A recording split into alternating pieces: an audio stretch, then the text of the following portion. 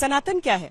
वो जो निरंतर है, वो जो परंपरा निष्ठ है, वो जो परंपरा के अनुसार चला आ रहा है, या फिर सनातन वो है जो आज की सियासत से जुड़ता है। नमस्कार, मैं हूं श्वेता सिंह और आप देख रहे हैं आज तक। 2024 के चुनावों से पहले सनातन का मुद्दा कि जिस तरह से उठाया गया है कि लोगों के मन में सवाल बहुत सारे उठते हैं, तो आज श्वेत पत्र में हम आपको बताएंगे कि सनातन को लेकर क्या क्या बातें कही जाती रही हैं। सनातन को लेकर क्या वाकई उत्तर और दक्षिण दो फाड़ हैं? आज की राजनीति और हमारे परंपरा, संस्कृति और इतिहास पर पेश है श्वेत पत्र। जय शंकर अभयंकर काशीपुर शंभो लय किंकर प्रणवाक्षर निकलाक्ष निशंभो अजतांडव भुजडिंडि महाघोरा अहंभो शिव मंगल भव पिंगल दिगंबर स्वयंभो।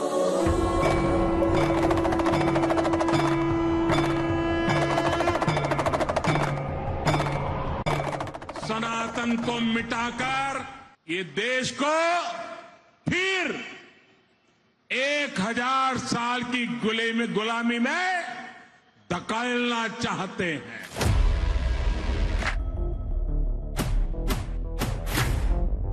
ये तुम्हारा इंडी गठबंधन सनातन पे हमले कर रहा है, सनातन को खत्म करने की कोशिश कर रहा है। आपका इस पे क्या कहना है? वोट बैंक की और तुष्टीकरण की राजनीति करने के लिए सनातन धर्म को समाप्त करने की बात की है। हमारा देश सनातन धर्म का है। कोई कुछ कहे, डीएमके वाला क्या है, खाने का क्या, मैं उस चक्कर में नहीं हूं। जो सनातन को गाली दे रहे हैं उन सबका 2024 में मोक्ष होने वाला है। अरे कांग्रेसियों को तो शर्म आती है, सनातन धर्म से खत्म करना चाहते हैं सनातन धर्म को। जो लोग धर्म का अपमान करें, धर्म की आलोचना करें, धर्म का सत्यानाश करें, अगर वो भारतीय जनता पार्टी में शामिल हो जाए तो सबसे अच्छे हो जाए। जिसने सनातन धर्म को कुष्ठ रोग कहा वह कुष्ठ रोग का भरपूर सुख पाए, जिसने मलेरिया कहा वो मलेरिया का सुख पाए, जिसने डेंगू कहा वो डेंगू का सुख पाए। अंदर में धर्म के ठेकेदारी करने वाले लोग जो हिंदू मंदिरों को तोड़ते हैं वो सबसे बड़े हिंदू हैं। भारत में रहना होगा तो सीताराम कहना होगा। परिभाषा कहती है जिसका आदि न अंत वो सनातन।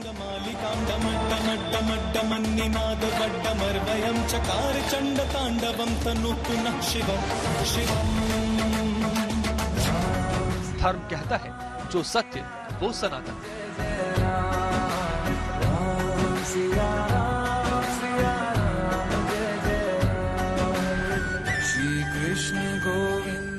गीता के दूसरे अध्याय का 24वां श्लोक कहता है जो ईश्वरीय है वो सनातन।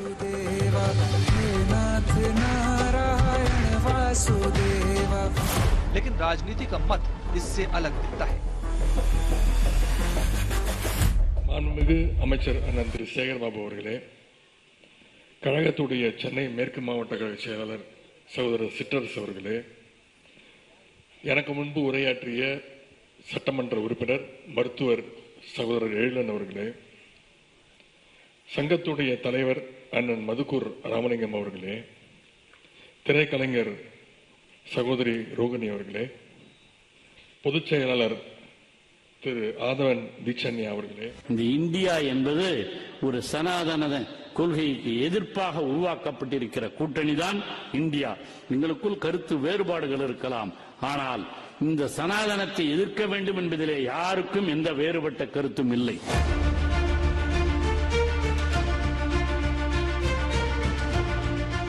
जिस सनातन को महात्मा गांधी ने माना, विवेकानंद ने माना, आदि गुरु शंकराचार्य ने जिसके आधार पर देश को एक सूत्र में बांधा, और जो सनातन देश की सबसे बड़ी आबादी की जीवन शैली है, उस सनातन पर सियासत में भीषण संग्राम छिड़ा है। सनातन धर्म का के ऊपर भी चोट पहुंचाई जा रही है। इन्हीं के गठबंधन के लोगों ने, डीएमके ने चोट पहुंचाई है और इस पर कांग्रेस चुप्पी साध कर बैठी हुई है। जिस नेता ने बोला है, दयानिधि स्टालिन ने, उनके डीएमके के नेता से पूछा जाना चाहिए कि इसका स्पष्टीकरण उनके पास है कि नहीं है। द्रविड़ की राजनीति है, द्रविड़ मुनेत्र कशगम की। ये तो मूर्तियों को, जूतों की, दुगनों की माला पहना करके, लोगों को पकड़ के उनके तिलक और जनेऊ काट करके तो उनकी राजनीति हुई है। वो तो पहले भी ऐसे कर्म करते रहे, इसी पर राजनीति करते रहे। भारतीय जनता पार्टी को धार्मिक ध्रुवीकरण, धार्मिक ध्रुवीकरण नहीं, सांप्रदायिक ध्रुवीकरण के अलावा कोई काम नहीं आता है। उसमें वो माहिर हैं, लेकिन उनके कारनामों को देश की जनता पहचान चुकी है और मुझे लगता है कि अब वो इसमें सफल नहीं हो। ओम नमो भगवते वासुदेवाय। सत्ता पक्ष की राजनीति का आरोप है सनातन पर हमला गठबंधन इंडिया की सोच है।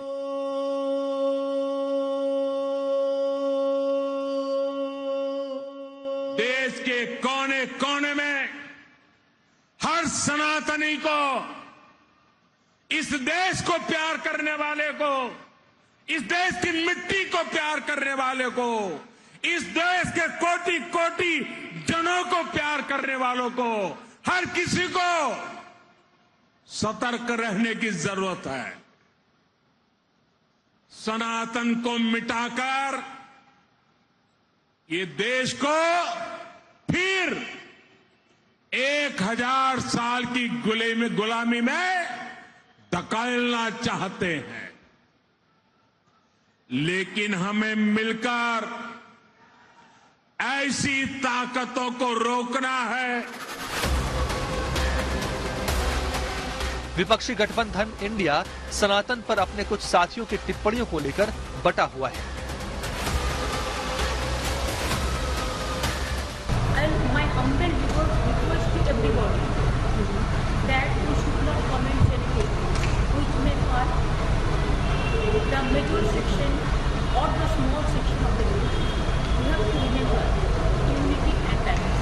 उदयनिधि महाराज ने जो हिंदू धर्म को लेके, सनातन धर्म को लेके बयान दिया, उससे हम लोग सहमत नहीं हैं। और मैं ऐसा मानता हूं कि किसी के भी धर्म के बारे में टिप्पणी करने का अधिकार किसी को नहीं है।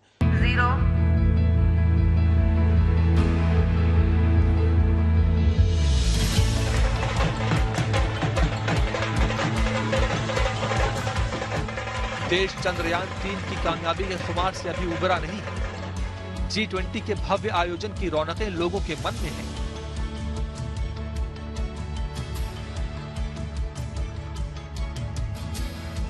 लेकिन इस सब के बीच सनातन धर्म पर जिस स्तर की बहस राजनीति ने छेड़ दी है, उसने इसे देश के कोने कोने में लोगों के बीच चर्चा का बड़ा विषय बना दिया। इनको सनातन से प्रॉब्लम नहीं है। मोदी का विरोध, भाजपा का विरोध करते करते इतने अंधे हो गए हैं कि सनातन धर्म का विरोध करने लगे। किसी भी धर्म के खिलाफ किसी को भी अब शब्द नहीं बोलने चाहिए। मूर्ख प्राणी को मैं बस यही कहना चाहूंगा कि भारत जहाँ से शुरू होता है, जहाँ पर खत्म होता है, सा से सनातन, पूरा भारत ही सनातन है। कंस के हुंकार वो नहीं गिरा पाई तो सनातनी धर्म वो नहीं खत्म कर पाए तो ये क्या करेगा? ये तो गाजर मूली है। बहुत गिरी हुई मानसिकता दिए हुए बयान है ये। इनको इस बयान को वापस लेना चाहिए और देशवासियों से माफी मांगना चाहिए। समय जब आता है इलेक्शन का, उस समय कोई सनातन कोई कुछ करके वो डाइवर्ट करते हैं। सब एक दूसरे नाल मिलजुल के रहन, खुश रहन, एक इंसानियत ही सब तो बड़ा धर्म है, उस तो बाद कुछ नहीं। सनातन न खत्म हुआ है न खत्म होगा। जब तक ये दुनिया है, जब तक सनातन धर्म रहेगा।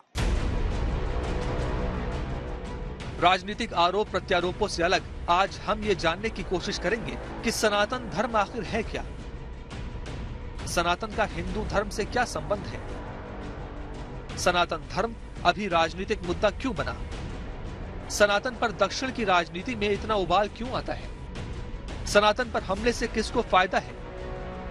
2024 का आम चुनाव क्या सनातन के मुद्दे पर लड़ा जाएगा? एक तरफ तो मंदिरों के चक्कर लगा रहे हैं और दूसरे तरफ सनातन धर्म को नष्ट करने की बात कर रहे हैं। ये दोगली नीति नहीं चलेगी। हमारे देश में उत्तर और दक्षिण के बीच कोई दरार न पैदा किया जाए। प्रधानमंत्री, आपको ये देखना पड़ेगा, ये देश के लिए हानिकर होगी। ये ना करे तो बेहतर है। मैं फिर सरकार को सतर्क करना चाहते हैं। सनातन धर्म कोई राजनीतिक पार्टी नहीं है जिसे हराकर सत्ता तक पहुंचा जा सके। निश्चित है कि राजनीति को एक सोची समझी दिशा देने के लिए ऐसे बयान दिए जाते हैं और इसी आधार पर ऐसे बयानों का समर्थन विरोध किया जाता है। सनातन पर संग्राम अभी शुरू हुआ है। 2024 के आम चुनावों के प्रचार के अंतिम चरण तक इसकी गूंज सुनाई देती रहेगी। तो क्या चुनावों से पहले ये मंडल और कमंडल की लड़ाई है? क्या ये हिंदुत्व और सामाजिक न्याय की लड़ाई है, या फिर देश की सियासत इसे ये मोड़ और ये रूप दे रही है?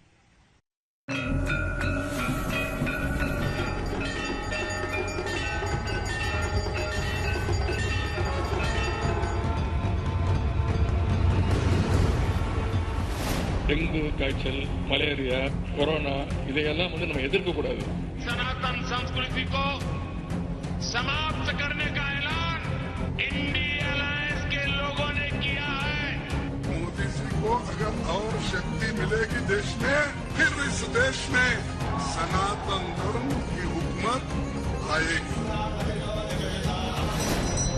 जो सनातन नहीं मिटा था, बाबर और औरंगजेब के अत्याचार से, इन तुच्छ सत्ता परजीवी जीवों से क्या मिट पाएगा? You have the dignity of being a human being is not a religion according to me. Any religion. Vote bank की और तुष्टीकरण की राजनीति करने के लिए सनातन धर्म को समाप्त करने की बात की है। Hindu religion is a biggest menace not only to India, now it is a menace to the entire world. सत्ता के समीकरण साधने हैं तो सियासत करना राजनीति का धर्म है। लेकिन इस राजनीतिक धर्म का मर्म क्या है? वो वोट बैंक की पूरी पॉलिटिक्स के आवरण के पीछे छुपा है। सनातन धर्म पर आरोप प्रत्यारोप इसी रणनीति का हिस्सा है। 4.5 कदम नहीं चले और हमको पूछ रहे क्या किए। और ऐसे मोदी जी को अगर और शक्ति मिलेगी देश में, तो समझो फिर इस देश में सनातन धर्म की हुकूमत आएगी। இந்த இந்தியா என்பது ஒரு சனாதன கொள்கைக்கு எதிர்ப்பாக உருவாக்கப்பட்டிருக்கிற கூட்டணிதான் இந்தியா. எங்களுக்குள் கருத்து வேறுபாடுகள் இருக்கலாம், ஆனால் இந்த சனாதனத்தை எதிர்க்க வேண்டும் என்பதிலே யாருக்கும் எந்த வேறுபட்ட கருத்தும் இல்லை. இதிலே இருப்பவர்கள் எல்லாம் சமத்துவத்தை உருவாக்க வேண்டும். Any religion that does not promote equality, any religion that does not ensure that you have the dignity of being a human being is not a religion according to me. Any religion which does not give you equal rights, does not treat you like humans, is not a religion. So it's as good as a disease. राजनीति में क्रिया की प्रतिक्रिया स्वाभाविक है और यहीं से बननी शुरू होती है चुनावी हवा। इन लोगों ने वोट बैंक की और तुष्टीकरण की राजनीति करने के लिए सनातन धर्म को समाप्त करने की बात की है। उदयनिधि स्टालिन सनातन धर्म को समाप्त करने का उद्घोष करता है और कहता है कि हम सनातन धर्म को समाप्त कर देंगे, एबॉलिश कर देंगे, इस तरह की भाषा इस्तेमाल करता है। ये है परिवारवादी घमंडिया गठबंधन का घमंड, और वो इस तरीके की बेतुकी बातें कहने में कोई गुरेज नहीं करते। जो सनातन नहीं मिटा था, रावण के अहंकार से, जो सनातन नहीं टिका था, कंस के होंकार से, जो सनातन नहीं मिटा था, बाबर और औरंगजेब के अत्याचार से, वह सनातन इन तुच्छ सत्ता परजीवी जीवों से क्या मिट पाएगा? आज इनको स्वयं अपने कृत्यों पर लज्जित होना चाहिए।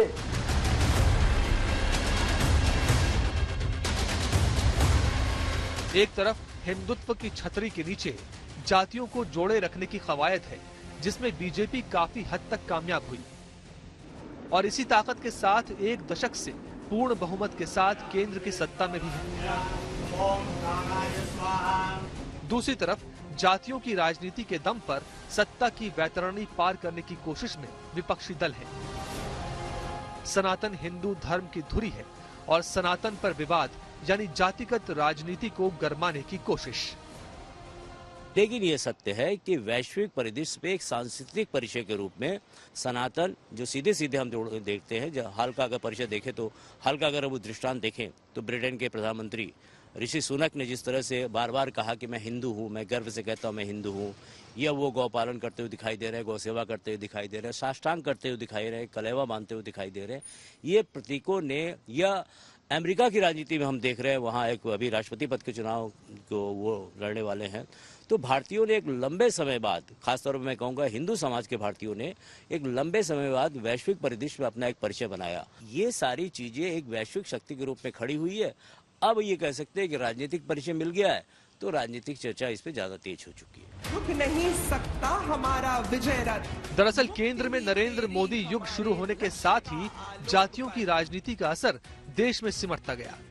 यूपी, बिहार, महाराष्ट्र जैसे राज्यों में भी यही हुआ। अब 2024 से पहले मंडल के तौर की उसी राजनीति पर निगाहें हैं। इसी के चलते पहले रामचरितमानस की चौपाइयों पर हंगामा हुआ। विवादित महाकाव्य तुलसीदास की रामचरितमानस, जिसमें इस देश की महिलाओं को प्रताड़ित करने, शूद्र समाज को अपमानित और प्रताड़ित करने, शूद्र समाज की तमाम जातियों को जाति सूचक शब्दों का प्रयोग कर नीच और अधम कहने का काम करती है, उसका पाठ कराने का मतलब है यह सरकार देश के महिलाओं, आदिवासियों, दलितों और पिछड़ों को अपमानित करने की परिधर है। ये जो ग्रंथ हैं नफरत को बोने वाले, एक युग में मनुस्मृति, दूसरे युग में रामचरितमानस और तीसरे युग में गुरु गोवलकर का बंच ऑफ थॉट, ये दुनिया को नफरत, हमारे देश को, समाज को नफरत में बांटती है। अब सनातन धर्म के बहाने राजनीतिक वर्चस्व की लड़ाई को अगड़े वर्सेस पिछड़े का अखाड़ा बनाने की है। सन 47 के बाद मेरा मानना है कि बिस्मार्क ने जिस तरह जर्मनी का यूनिफिकेशन किया, जर्मनी का एकीकरण किया, निश्चित तौर पर भारत बहुत टूटन में था।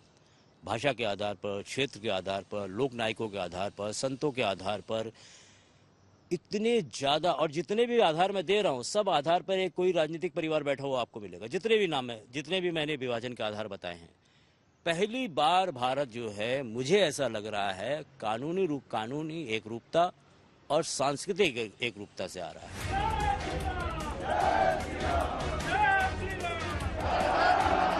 बयानों से मचे हंगामों के बाद आने वाले नए बयान सियासत की पूरी कहानी बयान कर देते हैं। மாண்புமிகு அமைச்சர் அண்ணன் திரு சேகர்பாபு அவர்களே, கழகத்துடைய சென்னை மேற்கு மாவட்ட கழக செயலாளர் சகோதரர் சிற்றரசு அவர்களே, எனக்கு முன்பு உரையாற்றிய சட்டமன்ற உறுப்பினர் மருத்துவர் சகோதரர் எழிலன் அவர்களே, சங்கத்துடைய தலைவர் அண்ணன் மதுக்கூர் ராமலிங்கம் அவர்களே, திரைக்கலைஞர் சகோதரி ரோகிணி அவர்களே, பொதுச் செயலாளர் திரு ஆதவன் தீட்சண்யா அவர்களே. ஆனால் எனக்கு என்ன விந்தையாக இருக்கிறது என்றால், உதயநிதி ஸ்டாலின் அவர்கள் மென்மையாகத்தான் சொன்னார், மலேரியா போல டெங்கு போல ஒழிக்க வேண்டும் என்று. மலேரியாவுக்கும் டெங்குக்கும் சோசியல் ஸ்டிக்மா இல்ல, அது ஒரு அருவருப்பா சமூகம் பார்க்காது. அருவருவாக பார்க்கிற ஒரு சனாதனத்தை சொல்லணும்னா முறைப்படி ஒரு காலத்துல தொழுநோய் இருந்தது, இப்ப HIV இருந்தது. எங்களை பொறுத்தவரை HIV தொழுநோயை போல, HIV போல சமூக அவலம் நிறைந்த ஒரு நோயாகத்தான் நம்ம பார்க்கிறோம். ஒன்று. இன்னொன்னு, சனாதர்மத்தை கடைபிடிங்கன்னு பிரதமர் சொல்றாரு. हिंदी भाषी राज्यों में अगर देखा जाए तो उत्तर प्रदेश और बिहार में धर्म पर धार रखकर 2024 के लिए जमीन तैयार करने की कोशिशें नजर आती हैं। दक्षिण में DMK ने मोर्चा खोल ही दिया है। समय के साथ ये लड़ाई और तेज हो सकती है। चुनावी राजनीति में 5-5 साल का क्रम होता है, लेकिन जो धर्म होते हैं उनका इतिहास सदियों सदियों पुराना होता है। अब सनातन पर प्रहार हुआ है तो इसे हिंदू धर्म पर प्रहार क्यों कहा जा रहा है, ये भी समझिए।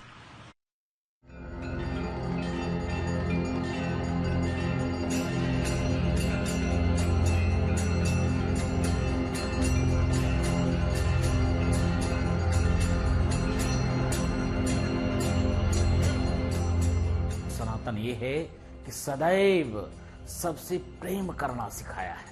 सनातन ये है कि सबको फलने फूलने का अधिकार दिया है। सनातन ये है कि कभी किसी के ऊपर हाथ नहीं उठाया है। सनातन ये है कि आज तक हिंदुस्तान भारत देश किसी के ऊपर आक्रमण नहीं किया है। सनातन ये सिखाता है हमको कि वसुधैव कुटुंबकम के साथ, विश्व बंधुत्व के साथ पूरा संसार हमारा परिवार है। सनातन धर्म को लेकर परिभाषाएं कहने का तरीका अलग हो सकता है, लेकिन मूल भाव एक ही है, और वो ये कि सनातन धर्म की जड़ें और मान्यताएं हजारों साल पुरानी है। सवाल ये उठता है कि सनातन धर्म है कितना पुराना। सनातन धर्म का सबसे प्राचीन उल्लेख श्रीमद् भागवत गीता में मिलता है, जिसमें सनातन का अर्थ आत्मा के ज्ञान से है, जो शाश्वत यानी सदा के लिए है। हिंदू मान्यताओं के अनुसार सनातन धर्म को ही हिंदू धर्म या वैदिक धर्म भी कहा जाता है। कुछ दावों के अनुसार ये दुनिया का सबसे प्राचीनतम धर्म है। कुछ के हिसाब से सनातन धर्म 12,000 साल पुराना है, और कुछ का मानना है कि 90,000 साल से भी अधिक पुराना है सनातन। भगवान राम के पहले भी सनातन था। ये सनातन प्रकृति के साथ, ब्रह्मांड के साथ ही है, और न इसका अंत है, न किसी प्रकार का इसका शुरुआत है, न जन्म है। तो जिसका जन्म ही नहीं है तो उसका मृत्यु कैसे होगा? क्योंकि जो भी जन्म होता है उसकी मृत्यु होता है। तो इसलिए सनातन अनंत है, तो इसकी कोई अंत नहीं है। तो जो छोटे छोटे संप्रदायों से जुड़े हुए राजनेता या मजहबी टाइप के लोग हैं, कट्टरपंथी है, वो आयु पूछते हैं सनातन धर्म का। यानी जैसे दादा बाबा से पूछे कि आप मैंने नीचा दिखाने के लिए उससे उसका परिचय पूछे, तो ये इसी प्रकार है। दूसरा सवाल ये उठता है कि सनातन धर्म है क्या? ये माना जाता है कि जब कोई संगठित धर्म अस्तित्व में नहीं था, तब जीवन जीने का ढंग सामान्य था। धीरे धीरे सत्य के सत्य और तत् से शाश्वत बना, और इसी से सनातन और सनातन धर्म को मानने वाले सभी हिंदू थे। तो हिंदू जिसको हम कहते हैं, ये सनातन का एक पार्ट है। खास तौर से जो सगुण भक्ति है सनातन की, जैसे मैंने कहा कि 2 शाखाएं हुई, एक निर्गुण एक सगुण। तो निर्गुण शाखा से इस्लाम निकला, ईसाईयत निकली और कई धर्म निकले। सगुण में अधिकतर हिंदू सगुण पंथ के ऊपर चलते हैं और सगुण भक्ति करते हैं। इतना फर्क है सनातन और हिंदू में, थोड़ा सा ये जो थोड़ा सा अंतर है। सनातन में सब कुछ समाहित है। वास्तव में तो मैं कहूं कि अगर कोई दुनिया का धर्म है वो सनातन है।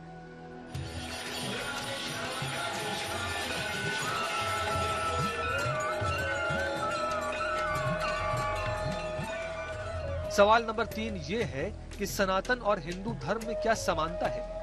ये कहा जाता है कि तुर्की और ईरानी जब भारत आए तो उन्होंने सिंधु को हिंदू कहना शुरू कर दिया, क्योंकि उनके उच्चारण में सा शब्द नहीं होता था।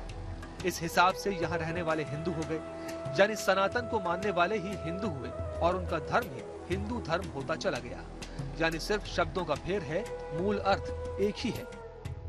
सनातन धर्म को ही कुछ लोग हिंदू धर्म कहते हैं। ऐसा बिल्कुल नहीं है। हिंदू कोई धर्म नहीं है। हिंदू एक विचारधारा है, एक जाति है, जिसको हम हिंद नदी के किनारे रहने वाले समस्त लोगों को हम हिंदू कहते हैं। तो हमारा धर्म जो है वो प्राचीनतम पुराना, वो सनातन धर्म है, शाश्वत है, जिसमें कोई परिवर्तन होने वाला नहीं है, जो नवीन है और सबके कल्याण की भावना रखता है।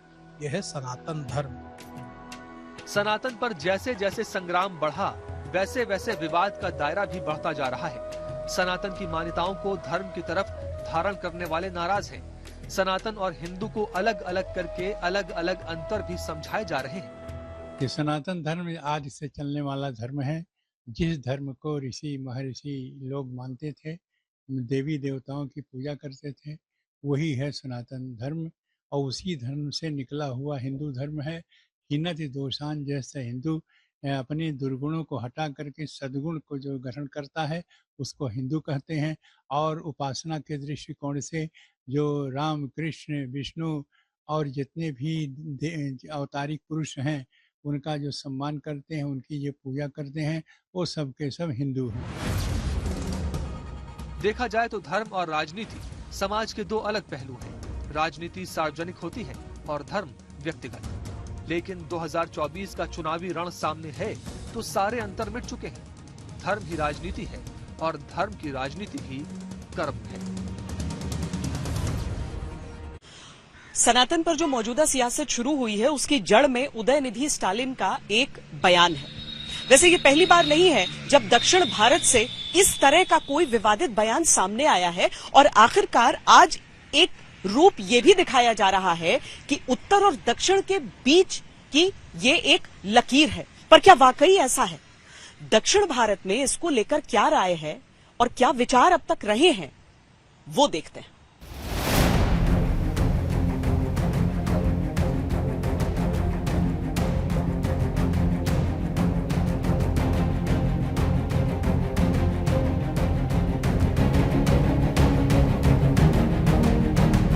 டெங்கு காய்ச்சல், மலேரியா, கொரோனா இதையெல்லாம் நம்ம எதிர்க்க கூடாது. Hindu religion is the biggest menace not only to India, now it becomes सनातन विरोध की परिपाटी के बीज 100 साल से भी पहले बोए गए थे। इसके पीछे वैचारिक और व्यवहारिक दोनों तरह का मतभेद शामिल था।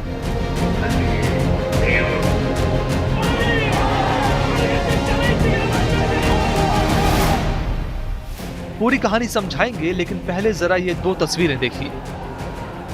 एक तरफ AIADMK की नेता और तमिलनाडु की जयललिता का अंतिम संस्कार है, दूसरी तरफ DMK नेता और पूर्व मुख्यमंत्री करुणानिधि का अंतिम संस्कार है। दोनों के नाम हिंदुओं जैसे हैं, लेकिन दोनों की अंत्येष्टि दफनाकर की गई। दोनों की अंत्येष्टि दाह संस्कार के जरिए न करके दफनाकर इसलिए की गई क्योंकि दोनों नेता तमिलनाडु के बहुचर्चित द्रविड़ मूवमेंट से जुड़े रहे। द्रविड़ मूवमेंट किसी भी हिंदूवादी प्रथा जिसे ब्राह्मणवाद से जोड़कर देखती है उसका विरोध करता है। इसलिए दाह संस्कार की जगह दफनाया गया दोनों नेताओं को। पेरियार ने धर्म के प्रतीकों के प्रति जितने भी मैं कहूँगा कि भद्रता के मानकों से नीचे जाके कार्य किया। हिंदू प्रतीकों, हिंदू आस्था, हिंदू नायकों पर बहुत ही घृणित तरीके से प्रचार किया और अपने व्यक्तिगत जीवन में भी उन्होंने जिन आचरणों का सामने रखा दृष्टांत, वो निश्चित तौर पे सनातन के पक्ष नहीं थे कहीं से भी। अब आपको बताते हैं कि ये द्रविड़ मूवमेंट है क्या। 19वीं सदी के तमिलनाडु की मद्रास रियासत में ब्राह्मणों का वर्चस्व था। 1850 के आते आते तेलुगु और तमिल ब्राह्मण, जो आबादी का सिर्फ 3.2% थे, उनका शासन प्रशासन में काफी दबदबा हो गया। यहीं से ब्राह्मण और गैर ब्राह्मण के बीच की खाई चौड़ी होने लगी। 20वीं सदी में ब्राह्मणवाद के खिलाफ जस्टिस पार्टी बनी। द्रविड़ आत्म सम्मान आंदोलन चलाने वाले पेरियार और अन्नादुरई इस अभियान में शामिल हुए। 1944 में जस्टिस पार्टी और पेरियार का आत्म सम्मान आंदोलन एक हो गया और संगठन का नाम हो गया द्रविड़ कड़गम। पेरियार द्रविड़ों का अलग देश तमिलनाडु की मांग करते थे। द्रविड़ कड़गम संगठन का मुख्य काम हिंदू यानी सनातन मान्यताओं के खिलाफ आवाज उठाना था।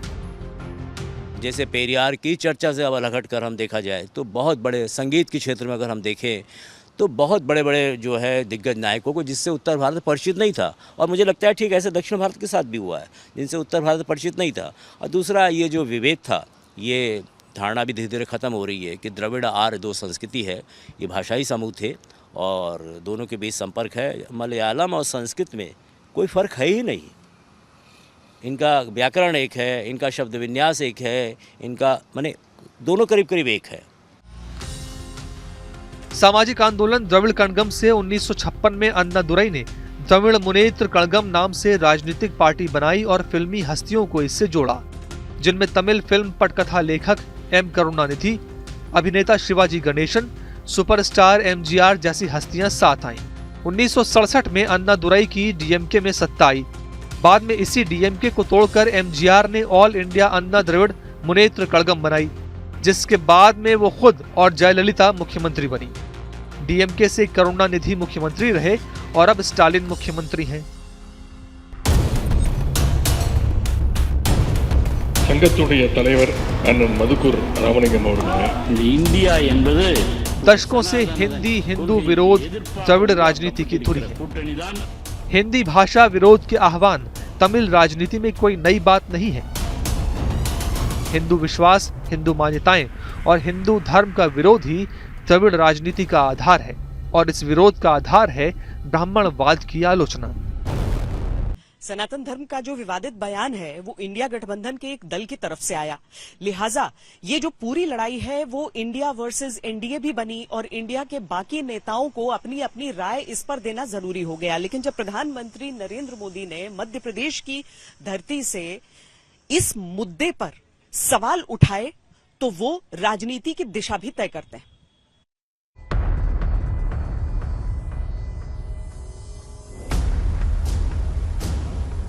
कौन सनातन समाप्त कर सकता है हिंदुस्तान की धरती से? कई आए और चले गए। ये सनातन सदैव था, है और हमेशा रहेगा। जो अलायंस बना है सनातन धर्मों को खत्म करने के लिए बना है। सनातन धर्म में दलितों का क्या स्थान है कि दलित नौजवान शादी करने के लिए घोड़ा पर जाता है तो उसको ढेला पत्थर फेंका जाता है।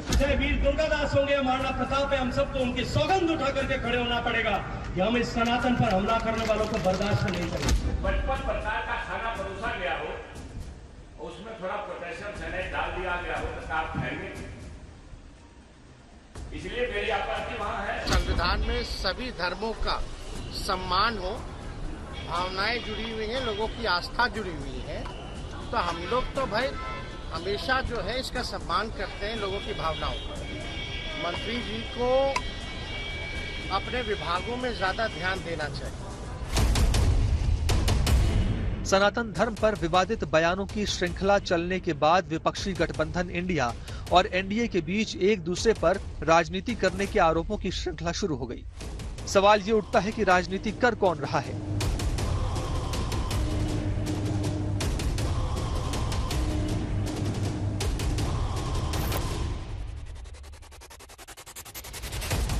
अब देखिए सनातन धर्म पर विवादित बयानों की धुरी कौन है। तमिलनाडु की डीएमके और डीएमके हिस्सा है गठबंधन इंडिया का। डीएमके पर सबसे अधिक हमलावर कौन है? बीजेपी, जो एनडीए की मुख्य पार्टी है। डीएमके का आधार है सनातन मूल्यों और मान्यताओं का विरोध करना। बीजेपी का आधार है जनसंघ के समय से ही हिंदू यानी सनातन धर्म के प्रति समर्पण। 1999 के आम चुनावों में डीएमके और बीजेपी ने गठबंधन किया। अटल बिहारी वाजपेयी प्रधानमंत्री बने तो उनके कैबिनेट में डीएमके के मुरसोली मारन, टीआर बालू और ए राजा को भी शामिल किया गया।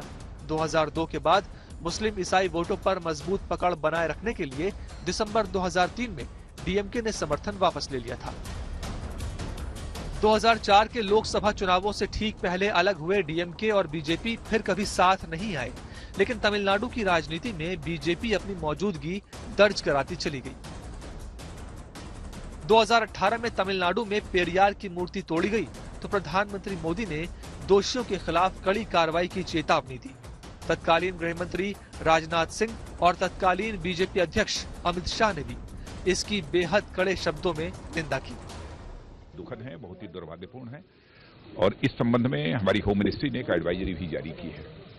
और इतना ही नहीं बल्कि हमारी पार्टी के राष्ट्रीय अध्यक्ष ने भी कहा है कि यदि कोई भी किसी के संबंध में कोई शिकायत यदि मिलेगी तो आवश्यक कार्रवाई भी की जाएगी। और मैं सभी राजनीतिक पार्टियों से भी अपील करना चाहता हूं कि अपने अपने कार्यकर्ताओं को यह स्पष्ट निर्देश दें कि कहीं इस प्रकार की किसी हरकत में कोई इन्वॉल्व न हो। जो भी इन्वॉल्व होता है उसके खिलाफ कार्रवाई होनी चाहिए।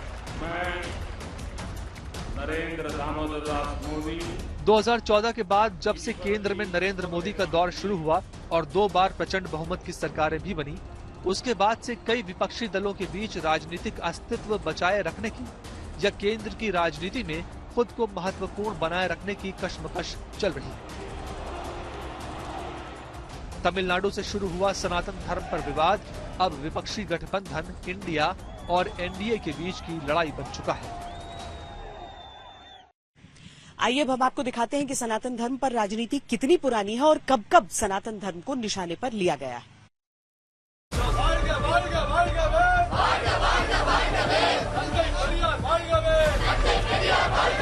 हिंदू हिंदू संस्कृति, सनातन विरोध ये तमिलनाडु की दशकों पुरानी विरासत है, जो डीएमके और एआईएडीएमके के बीच सालों घूमती रही।